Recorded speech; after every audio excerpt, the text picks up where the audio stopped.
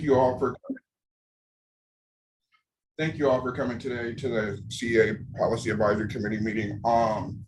Thank you for taking the time to be here with us all, and I'm glad for all the members and visitors here today. At this moment, just committee members, could you please put the raise hand sign up? Because that's how we will do committee member introductions. Just committee members, and then after that, Riz will take it with the visitors. And then when you're introducing yourself, could you please say your name, your pronouns, agency you're from, and would like us to know about you, which most of us know each other. I was just about to introduce myself. So I will start, and then I will call somebody with their hand up, and then the next person just call the next person. And then after we hit every committee member, Riz will take over with the volunteers. So my name is B.B. Jones. I'm from New Horizons. I'm a co-chair of the PAC, and my pronouns are he, him, and I will pass it to Bill.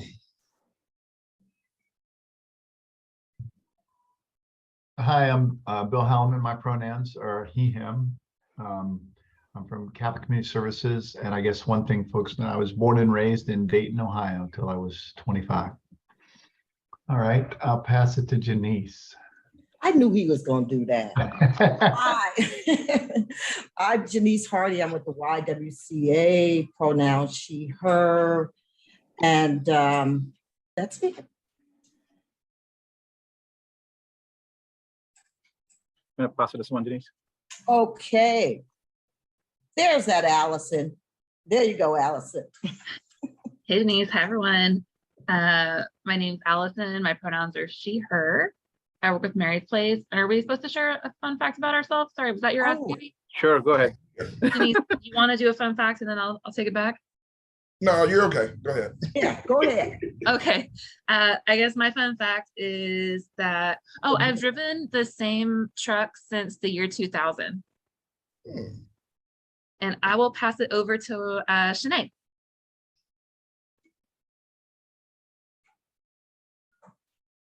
Shanae Colston, she, her pronouns, biracial Black American. Fun fact about me, I have 3 sets of twins, and just lived experience is why I'm here. All right. Thanks, Shanae. Do you want to pick someone? Go next.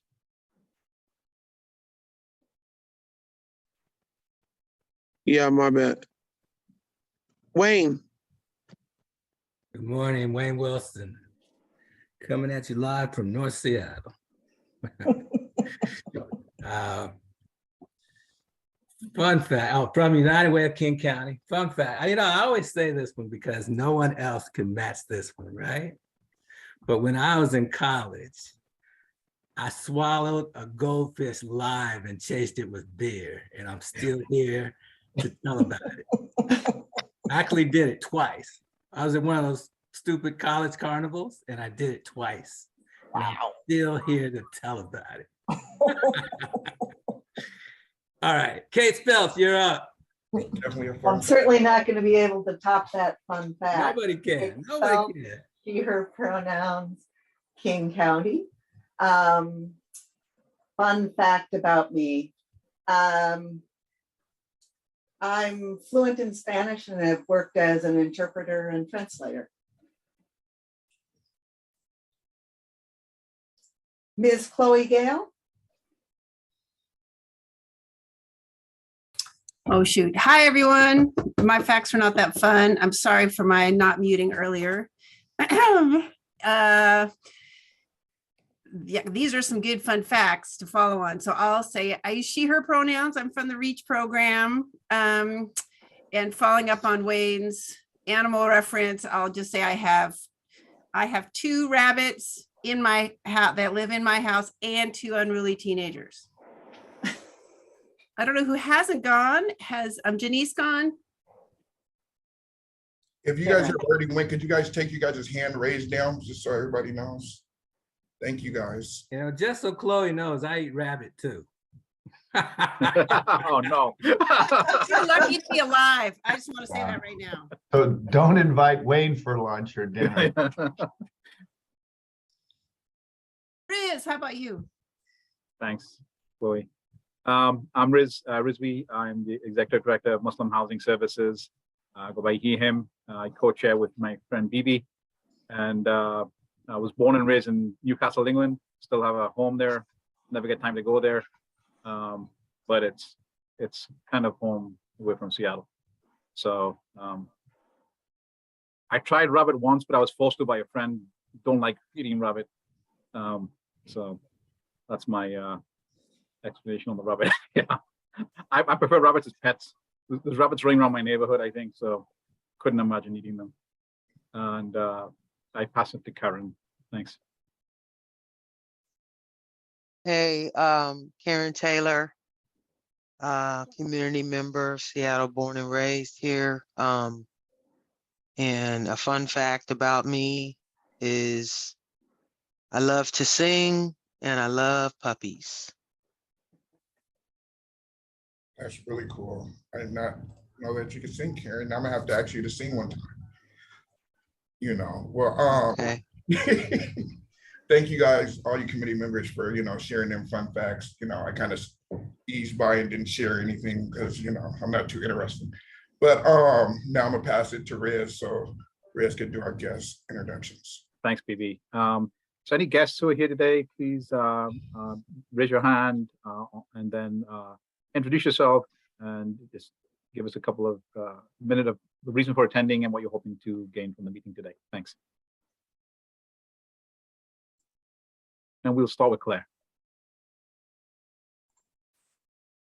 Hi everyone, I'm Claire Gilmet. I use she, her pronouns. I'm the evaluation and analytics coordinator on the community impact team of the KCRHA. I'm here to kind of see what the meeting's about. I've never had a chance to attend, and I've been working with Ellen on future presentations to this committee. So just kind of tuning in. Maybe with that, Ellen, do you want to go?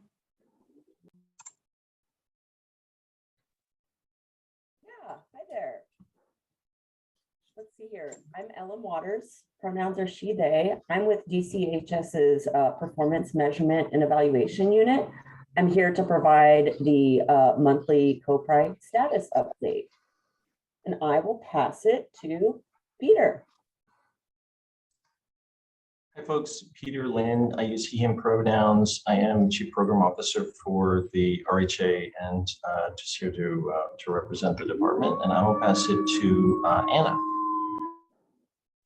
Good morning, everyone. Anna Strahan, she, her pronouns, and I'm with King County's DCHS. And I am here totally interested in all things CEA and how things are moving along and folks are getting into housing. I will pass it to Nwishtamai. Well, good morning, everybody. Nwishtamai Naigun, she, her pronouns. I'm the Deputy Chief Programs Officer for KCRHA. Just here to observe and learn where everything is going with CEA PAC today. And I'll pass it over to Tiana. Hi, good morning, everyone. Tiana Brave, she, her pronouns. I am on the coordinated entry team and I hold the body of work for youth and young adults and AIN populations. And I'm here to just remain in community and stay up to date with all the things. Good morning, everyone. Morning, Tiana. Oh, and I guess I should pass it. Let me pass it to, I don't want to pronounce this wrong. Is it Fabian? Fabian? Yeah, pretty close, Fabian. Sorry, I should have changed it. I also go by Phoebe, she, her pronouns. I'm from Reach, Director of Housing, and I just love hearing what's going on, want to stay updated and participate when I'm able to. Welcome. Hi, everybody. Welcome. Thank you. If there's any other guests that haven't introduced themselves, please go ahead. Whereas I think I'm the only person left. My name's Alex Ibrahimi. My pronouns are he and him, and I'm the Assistant Performance Manager at the RHA. Thanks, Alex. And I'm going to pass it over to you to do your updates. So Alex and Olivia, I'm sure Olivia's here, but Alex at least. Yeah, it's just me right now. So wanted to give everyone an update on the emergency housing voucher work that we've been working on for, it's been pretty much a year. We have finished up the bulk of the referral allocations with partner organizations. And that represents over 2,000 applications that passed through the system performance team, and which Olivia reviewed and transferred over to the public housing agency. So even though she's not here, I wanna give Olivia credit for processing over 2,000 applications for emergency housing vouchers. The other piece that I wanted to give you all an update on, again related to EHVs, is the fact that we are still outperforming the national average on lease-ups. Our local lease-up rate as of yesterday is 68%, where the national average is 43%. So still a significant outperformance for national average on lease-ups for emergency housing vouchers. The last thing that I wanted to give you all an update on is related to hiring. We have hired, though they have not yet started, a new colleague that will be coming into the system performance team that will help us with some true blood labor that we're going to be partnering with DCHS on. They are starting early next month. So I'm looking forward to them coming on board and getting some help with that labor. And those are all my updates. I know that Ellen has a COVID prioritization update for you all as well. Alex, I had a couple of questions. For the vouchers, my understanding was we issued more than what we had. And will that be first come, first served in terms of who gets them? Yeah, so for clarification, it's the public housing agencies that are doing the issuances. And what they do, my understanding is that they do issue more vouchers than they have, because issuances aren't a one-for-one for actual lease-ups. What that number is, I don't know presently. I'm only going off of the HUD dashboard, which is national, obviously, and available to the public.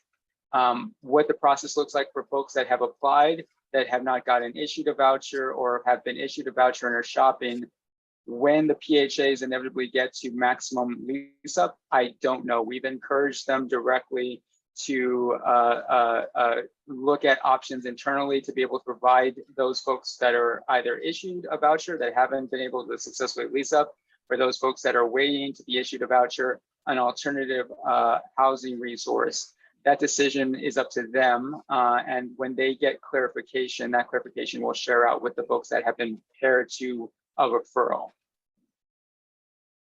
I can say that more simply too, by the way. In simple terms. Yeah, it's out of our control as far as like what happens to folks that are waiting to be issued a voucher. At some point, those vouchers are all going to get leased up. What the public housing agencies do is their decision.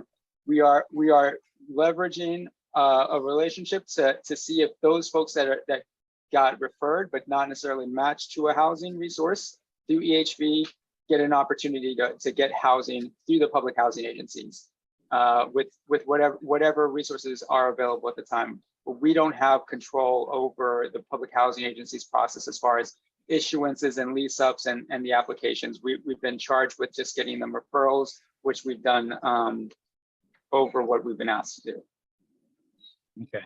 And if the agencies lease up all of the available vouchers and there's still people left that had applied, what will happen to them?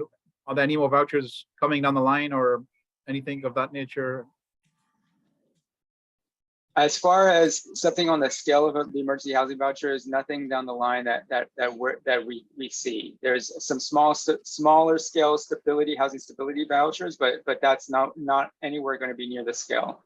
Again, if the Build Back Better legislation passes from the Biden administration, that's something that includes additional vouchers that would then more than likely exceed the EHV allocation that we got. But presently, there's nothing coming down the pipeline that is going to be at that scale. Okay, thank you. Any questions from the group? Allison, go ahead. Hey, sorry, it's not related to EHV. That's just the general question. Is that okay for right now? Or you get away? So in just some conversations I've been in recently, it's just sounding like there's some confusion in the community about how prioritization is happening right now. So I know we've been doing COVID prioritization for a long time, and I know that that's on the KCRHA website if I go to the CEA page. But I think it was like at the point that we stopped doing the VI SPDAT that like people got confused. They're like, well, if we're not doing that anymore, how are we prioritizing? So it's just something that I've heard come up a few times recently, and just didn't know if there was if it was worth another round of communication out around like what prioritization looks like right now, with the absence of the VI SPDAT. So just wanted to put that out there because that's come up a few times in the past several weeks. Yeah, thanks for that. We've tried to, because we've been doing this for 2 years, we've tried to, when there are instances of confusion, to offer options of presentation, refer folks to the documentation on the website, have conversations, the entire system performance team, not just me. If there are particular stakeholders that are struggling to understand, if you direct them to me, I'm happy to like have a presentation to them if that's valuable, or simply answer questions. I think you're right, Allison, and also with an upcoming update to include behavioral health and gender identity, we'll have to do that as a result, no matter what. But in the interim, if there are folks that should understand it and seem to not understand it, if you connect me to them, I will have conversations. I will provide them a presentation if that's helpful. I will do what's necessary in order to reinforce the process. Yeah, I think at this point, it's folks have been so normed on the VI SPDAT that it's taking a while to actually saturate throughout the entire provider population or community. Alex, is there like the possibility to get, and I don't know, because I know things are still kind of in flux around like what the long-term plan is, but is there a possibility just to get updated on the website that the community's made the decision to no longer use the VI SPDAT, will continue to rely on COVID prioritization until? Yeah, I will link it for you. It's on the website. It was on a blog post when it happened. Thanks. Thanks, Allison.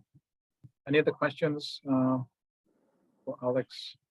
Vouchers or otherwise? Okie dokie. Ellen, COVID prioritization update?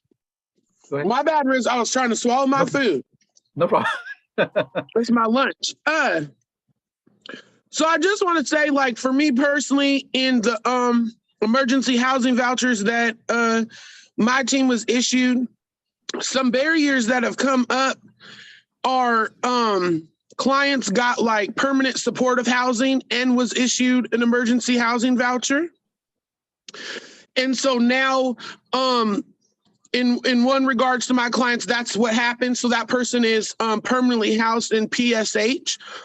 And so their voucher didn't get used. And so we asked that specific authority, housing authority, if we could get it back to house the next client per se according to our prioritization list. And so that's one thing. And then the other thing, it's still not matching, you guys. And what I mean by that is that whether it's an emergency housing voucher or a voucher that you've had in their regular wait list come up, the vouchers issued for the amount of, and I'll just use myself as an example. I currently live in an upper white middle-class neighborhood on the east side up in Kirkland. I'm the only Black family within probably 5 miles. And I say that just to give context. The average price of rent in my neighborhood is $4,700 to $6,000 for a 5-bedroom, 2-bath, which is what I qualify for. But currently, like, my voucher's only worth $3,200 to $4,700 in that neighborhood. If I were to move, which some people were like, Shanae, well, you should just move to like Auburn or Federal Way. One, my quality of life will change. My kids will no longer go to the top schools in Washington State. I can't go to my gas station down the street and my kids can get fresh fruits and vegetables out of a gas station. They can get sushi out of our gas station down the road. If I move to Auburn or Federal Way, those qualities will not be there. Also, if I move, my voucher drops to like $2,700, and the rent out there in Auburn Federal Way area is like $3,700 to $4,000. And so I just want to say, even though these people have these vouchers and things like that, it's not still matching up with what the landlords or rental agencies are asking or requiring. And then there's this new gap of this credit check. If you don't, I mean, not your credit check, what's it called? Credit score. If your credit score is not between 600 to 700, they won't even let you apply for the house or the apartment. Like, you don't even get to the application process. And so I just want people to be aware that these are some of the barriers that, even though like they're saying like these people aren't listed up, these are some of the barriers that they're facing, that it's just not matching with what they're looking for or whatever. And then people are asking to sacrifice, whether it's their quality of life or the schools that their kids go to or their doctors or their community, and being told, well, you should be grateful that you get to move here. So that's all. Thank you. Thanks, Shanae. Yeah, getting leased up can be a challenge. I think also the challenge is that there's a time limit on getting the voucher deployed, and if you don't get it deployed, you can lose your voucher. So that's also another factor. Okie dokie. So we were just about to go to Ellen to go for the COVID prioritization update. So Ellen, please go ahead. Yeah. Thanks for bringing up these important conversations, everyone. Can you all see my screen okay? Yeah, can you come a bit closer to your microphone? We're having a bit of difficulty hearing.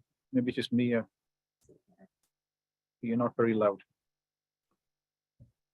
Let's see here. Is that a little better?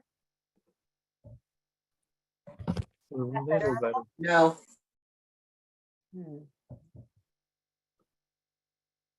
Maybe if you could talk a bit louder. Not sure why it's not coming through very, very faintly.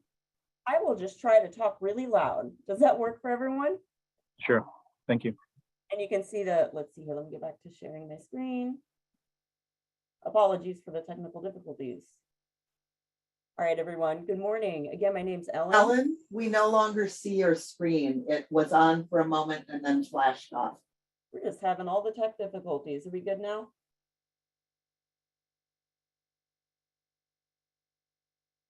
Yep, here it is. Oh, I'm getting Zoom crash messages. I apologize, but we're here. I think we're cooking with gas now. I'm here to share the monthly status update for CoPri. For those unable to attend in recent months, we've introduced additional analysis to the presentation, which looks at CoPri performance both across the CoPri timeline as well as within the most recent 6 months. Some background here, which I think will help address some of these questions about what's going on in prioritization. To recall, HUD and the Washington State Department of Commerce have identified coordinated entry as having the potential to protect those most vulnerable to COVID-19 by adjusting operations to better connect the most vulnerable to housing resources. In collaboration with public health, coordinated entry for all has been operating under an updated prioritization process in order to quickly house those who are at high risk for developing serious and life-threatening health complications from COVID. The risk factors identified include individuals of any race and ethnicity disproportionately represented in the homelessness system and disproportionately impacted by COVID. Individuals at higher risk for mortality from COVID based on age, households who are pregnant, and individuals with pre-existing health conditions which put them at higher risk for mortality from COVID. Note that the CDC made recent updates to the high-risk conditions. These updates have been incorporated into the code. The Policy Advisory Committee approved COVID prioritization in September of 2020. Since implementation in October 2020, 1,410 households have been prioritized using the updated method. To date, that includes 543 families, 422 single adults, and 449 youth and young adults. Hey, Ellen, we're having a few problems with the slides. I'm not, mine seem to have frozen and some people cannot see them. I'm so sorry. I don't know why I'm having these performance issues. This is a new development. Alex, could you share them maybe? That might help.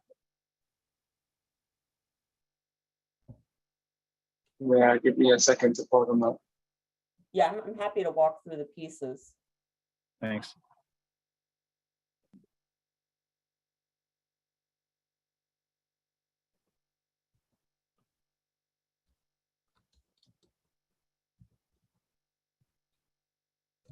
Sorry, No, I apologize. I'm getting, I continue to get prompts from Zoom that I'm having crash reports, but surprisingly, I'm still here. So it's some erroring out, but we're gonna work through it.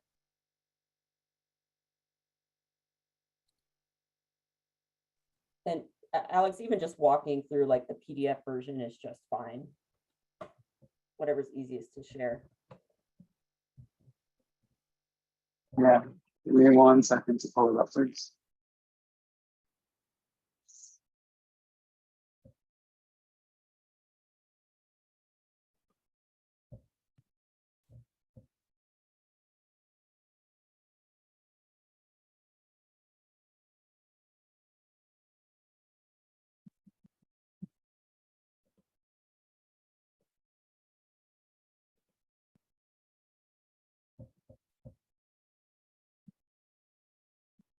Can y'all see the screen?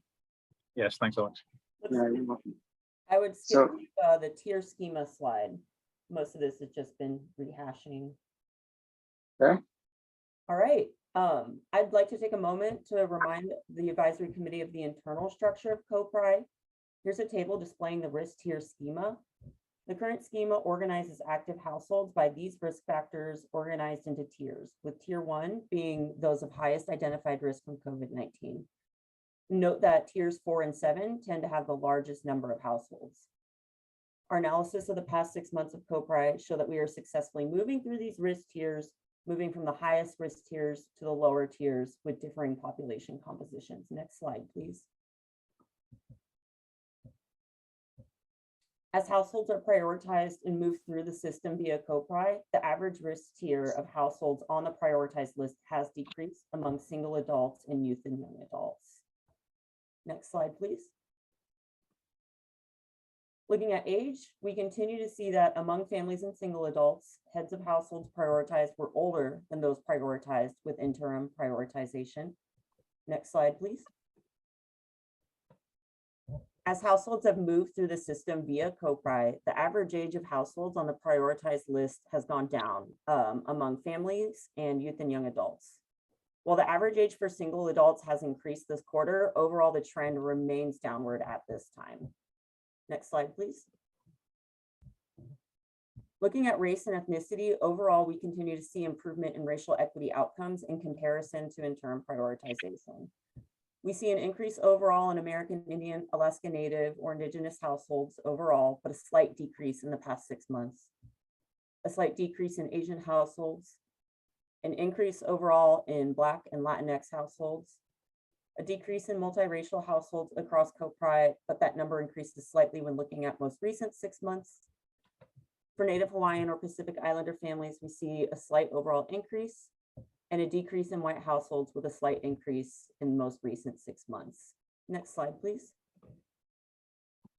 Breaking this down to single adults, we see similar trends with overall increase in BIPOC households being prioritized, but with recent decreases in American Indian, Alaska Native, or Indigenous families, Black, Native Hawaiian, or Pacific Islander, and unknown single adults. In the past 6 months, Latinx, multiracial, and white single adults have increased in the past 6 months. Next slide, please. We see similar trends among youth and young adults. Next slide, please. And for families, we see an increase for Black families as well as Native Hawaiian or Pacific Islander families, and recent decreases in Asian, multiracial, and white families. Final slide, please. There are important equity implications to the movement of prioritization through households in higher risk tiers to households in lower risk tiers. Overall, we're finding that COPRI has been successful in prioritizing the highest risk households active in the HMIS system. Racial equity outcomes continue to be an improvement compared to interim prioritization. And as prioritization moves into lower risk tiers, other risk characteristics become more prevalent in the prioritized list.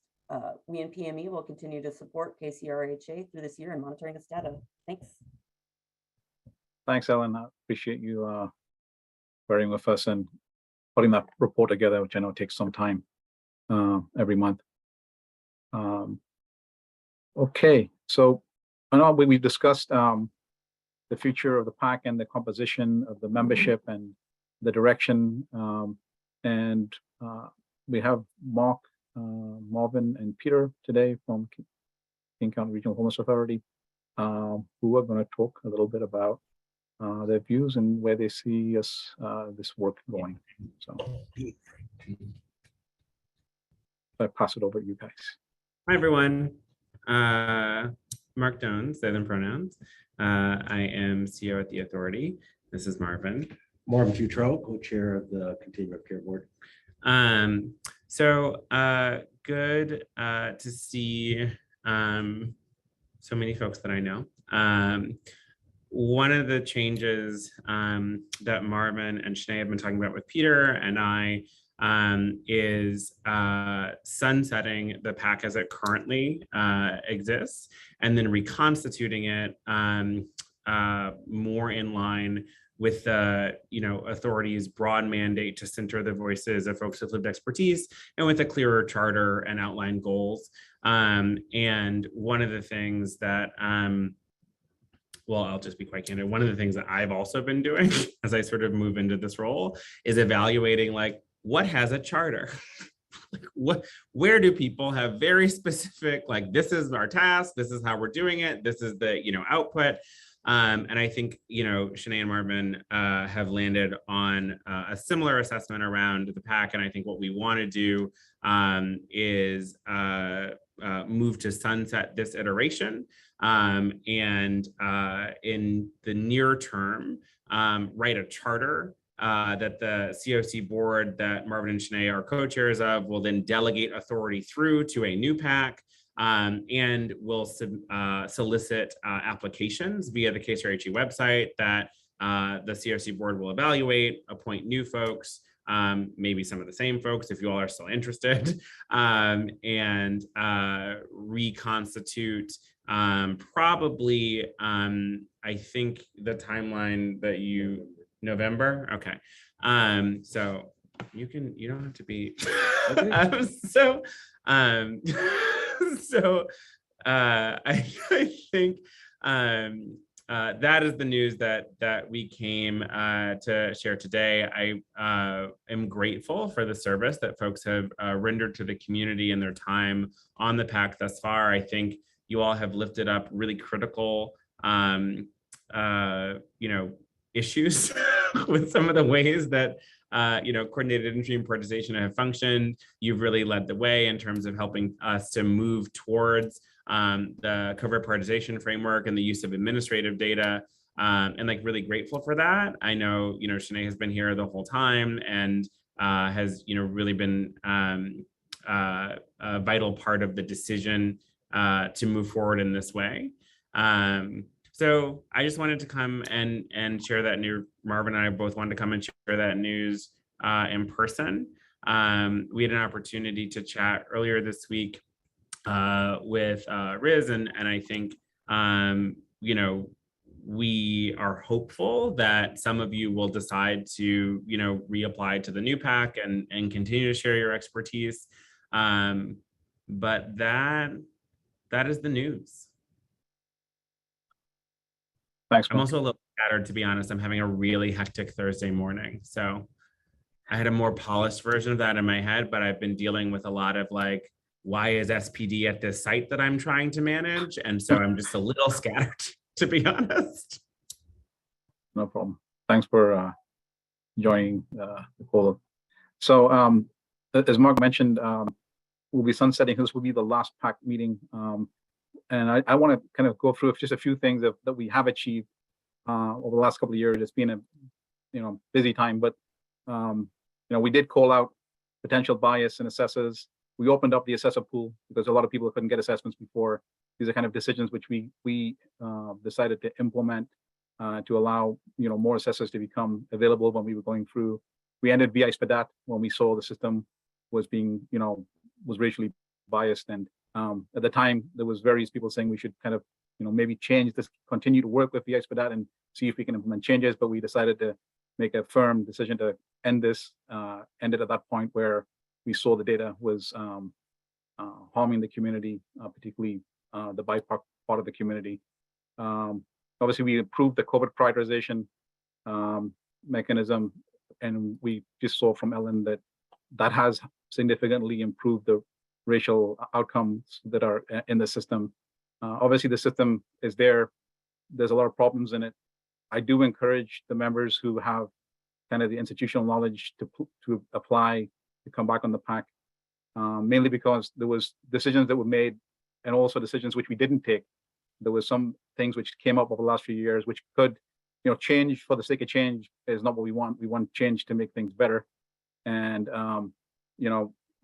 we want to make sure that roads which we may have went down looking at in the past where they were potentially, more problems, we don't kind of venture down those holes again and in a situation where we're in a worse position than we were at before. I do think that we're, leaving the PAC in a better place than we found it, which is always good.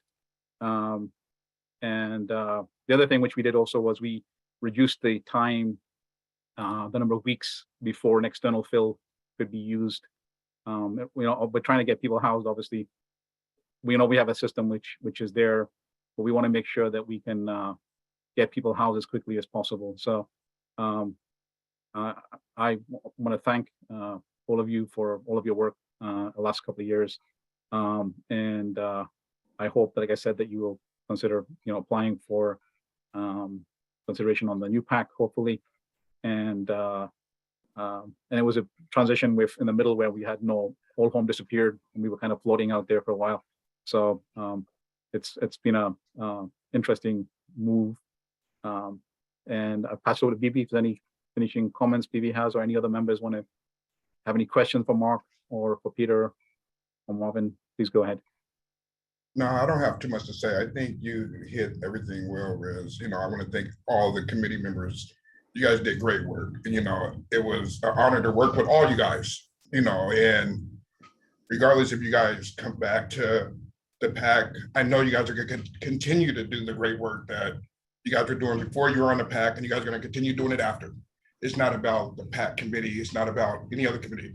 It's about ending homeless for every population we serve. So continue the great work, and met a lot of new friends on here and people I even look up to now. So, thank you guys. Thanks, Bibi. I think Kate has a question. Please go ahead.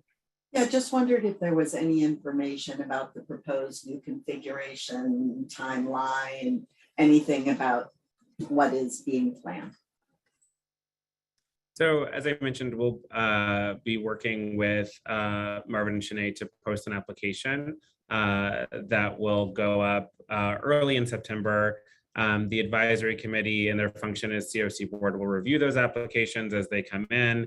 And I think their goal is to reconstitute, whatever the new PAC is in November with, new membership and a defined charter. And the ongoing work of the CAA will be done through the advisory committee. Yeah. Over the intervening couple of months between iterations of. Yeah. So because you should know, like, our application process is based off of what we similarly used here on the CEA PAC, right? We're going to be changing maybe a few things, making it a little bit more equitable, based on like the theory of change and things that we truly believe in and that are motivated to work towards. And then again, like they both said, we're going to be issuing that out. So I encourage those of you who do want to stay and do want to participate in the, you know, the reset of this, to apply, right? Like Riz said, all those things that we've discussed and some things that we weren't unable to implement, those things are still on the table. They are still, I know, fresh in my mind, Marvin's, things like that. And so we do want to bring all that to the forefront moving forward. So thank you guys. I do appreciate everyone's time and effort on this board and always showing up and showing out and advocating for our people. It's just, thank you. Thanks, Shannon. Any other questions for Mark, Peter, or Marvin? Any comments, final comments? I have a question, Riz, sorry. Okay. I'm just wondering, you know, there's a number of people on this committee that have been on this committee for a significant period of time that have experienced lots of like ups and downs and different challenges and different successes. And I just wonder if there's maybe the opportunity to do like exit interviews with all of the PAC members so that kind of those things that we've learned like live on and help to inform like improvement for the next iteration. So I don't know if y'all had considered that or if there was any kind of plan for like debriefing or connecting with current members about ways that we see that there could be improvement in the future. Do you want to do that? I had not personally thought of it, but I lean a lot with work with Sinead because she's had such a relationship with this body of work. But I mean, that sounds like a great idea so that we unpack fully all that was done. And as we start the next one, we can have a leg up. So if Marvin and Sinead are interested in pursuing that, then, you know, Peter and team can, you know, work to support that activity. And it sounds like, yes, they are interested. So we will. I'm definitely interested, and I think that is a great way to carry over. Even if that's like setting up for you guys to come to our meeting, things like that to share, right? So our whole board can hear. I think that's a welcomed idea, and thank you for bringing that to our attention. Yeah, thanks, Allison. Very useful. Obviously, we want the institutional knowledge that was there. We came to decisions through discussion, and at times we started on one side and we discussed it and we ended up making a decision in a different direction. So we had multiple opinions in terms of how we move forward. So hopefully that will be better expressed, like you're mentioning it, in this form of a exit interview where we can kind of get some of these opinions down as to where we see things should be going or should go. We didn't always agree, but we got there by majority in terms of where we ended up. So that will be very helpful. But I do want to thank each and every one of you. I did get to know each of you a bit better than I did before, because you get kind of busy in looking at your own agency or the work that you're doing. And it did open up for me and the community, particularly the immigrant refugee community and people who don't speak English as a first language. We have 11 languages spoken in our office. It was kind of a very good way I could communicate back to large parts of different communities as to what was happening, which I didn't have an opportunity before I came to the PAC. So I think Wayne wants to say something. Yeah. Hello again, everybody. I do have a question and well, mainly a comment, then a question. One, because I can't find my agenda, so I don't know where we are, but it sounds like we're near the end, correct? Yes? Okay, so this is my comment. I think it was last week, I was on a call hosted by KCRHA and I believe Eastside Providers. And I believe there was also a similar conversation for South County providers, and Mark hosted it along with other people. And one thing, and I always like to be one who is encouraged and one who lifts up signs of hope, right?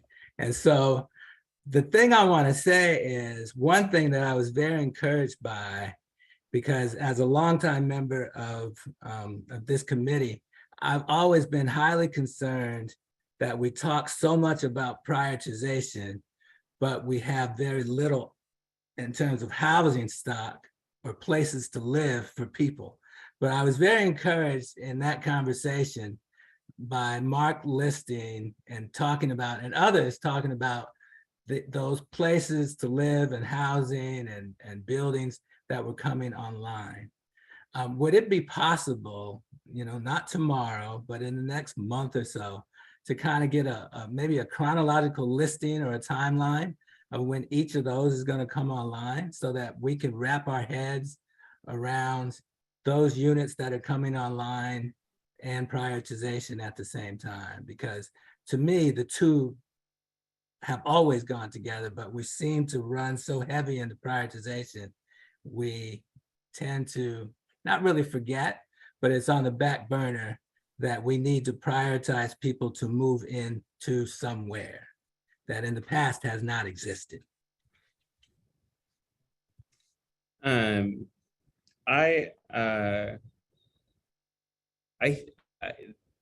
is a slightly more complex ask than it ought to be in terms of like consolidating between us, DCHS, and OH, like a list and their timeline, but I think it's doable, particularly because you said in the next couple of months. So yes, I think the thing that I would also lift up that I hope I'm not speaking out of school, but like, myself and Alex and some of the providers have been having exactly this conversation around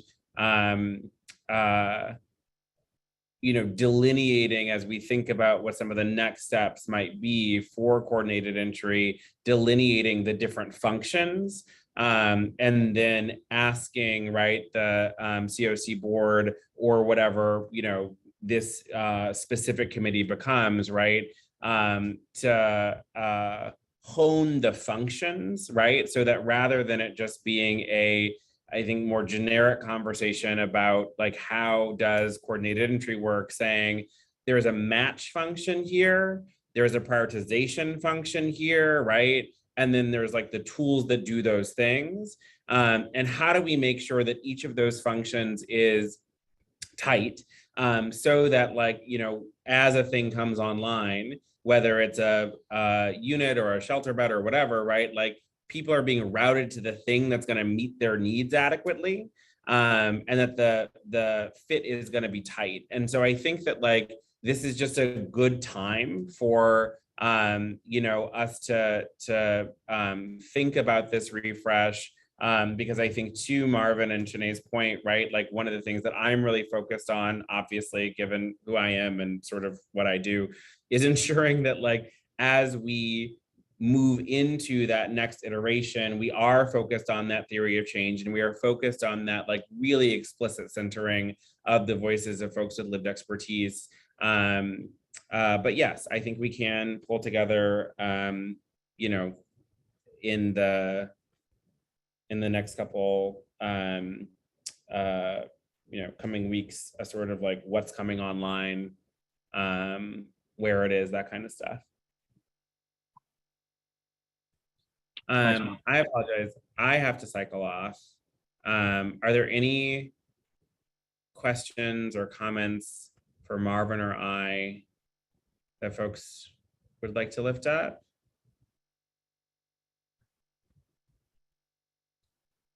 All right. Well, I do want to just reiterate, deeply appreciative of the work that you've done, on behalf of the community. It is not paid. So it truly is just like for the good of the community. And I really, I do, when I first got here in 2018, and right, like, a lot of the conversations around, like, why does the VIS-PDAT not perform, right? Like, we're being led nationally out of this community. And so I really mean when I say that, like, you should, like, you have a legacy of work that you should be really proud of, because it has impacted not just our community, but also the nation. All right. Mark, can I ask you a quick question before you leave? Karen Taylor. I wanted to know if King County Regional Homeless Authority could rethink the way that the members of the COC and the CEA are paid out. I think that the timesheet going through LEC and then through building changes is a bit much. And I was wondering if someone could just track the meetings and track the attendance and then just pay out instead of the way that it's been going. It hasn't been working for a lot of people, and a lot of people have yet to be paid. And there's a serious issue with that. And I just was wondering if, you know, since you guys have gotten a lot more new staff and stuff, if we could rethink how that process is going to be going forward. Thank you. Thanks, Karen. Yeah, I mean, the answer straightforwardly is yes, we can look at that. I started to spiral into already thinking about it, but yes, we will look at that and figure out if there's a more streamlined way to make that work for folks. Appreciate it. Thank you. No worries. Okay. Thanks, everybody. Thanks, Mark. Thanks, See you in everyone. community. Bye. Thank you. Bye. Bye, everyone. Take care. Thank you for all your work. Bye. Bye. Thank you for your service.